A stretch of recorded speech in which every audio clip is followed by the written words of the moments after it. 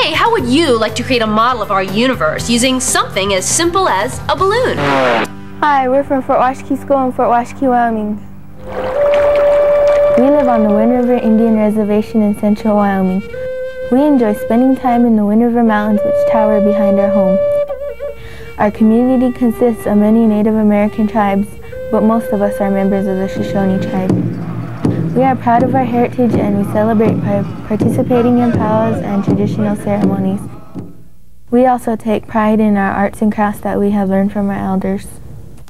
NASA Connect asks us to help you understand this show's student activity. In this lesson, you'll learn about our expanding universe. You'll also learn how scientists use models to understand observations, and you'll get to plot and analyze data that you'll get from taking distant measurements between objects in your own universe. You see, we'll use an analogy to try to explain a very complex concept. What's an analogy? It's simple, really. It's a comparison. For example, sometimes I say my big brother is like a vacuum cleaner when he eats. I use the vacuum cleaner as an analogy to try to explain his eating habits. You're going to use an analogy for the universe to help you understand the idea that it is expanding. When I look out into space, I really don't see anything expanding. It's too big. So we'll use something like the universe to help us understand one of its characteristics that we cannot easily see. A good analogy for the universe expanding would be a loaf of raisin bread baking in the oven. As the loaf expands, the raisins move away from each other. The raisins represent galaxies, and the bread represents space. This is kind of like what happens in the universe. Another analogy for the expansion of the universe is a balloon.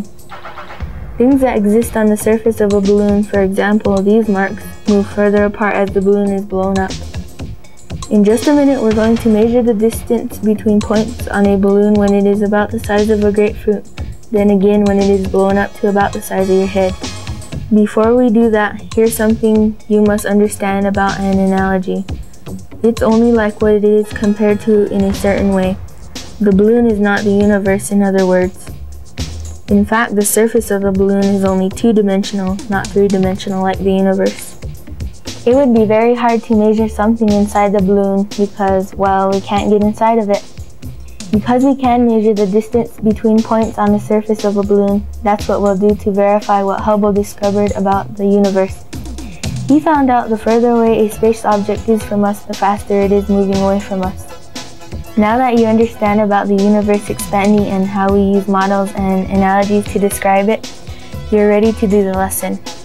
Separate into groups, then expand your balloon to about the size of a grapefruit.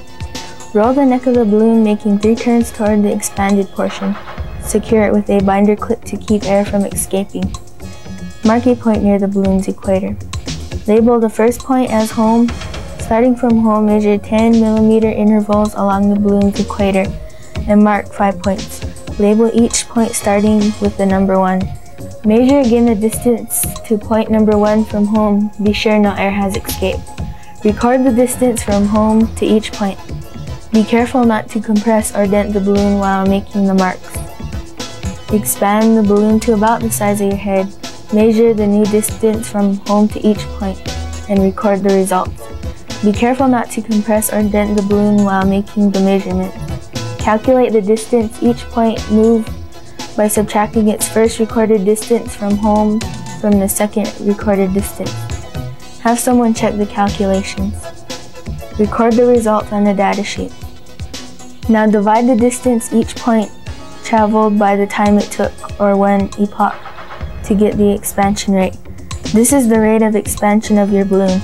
Record the results for each point on the data sheet. Now you're ready to plot your data. Using the data from the universe data sheet, plot the points, distance traveled, expansion rate.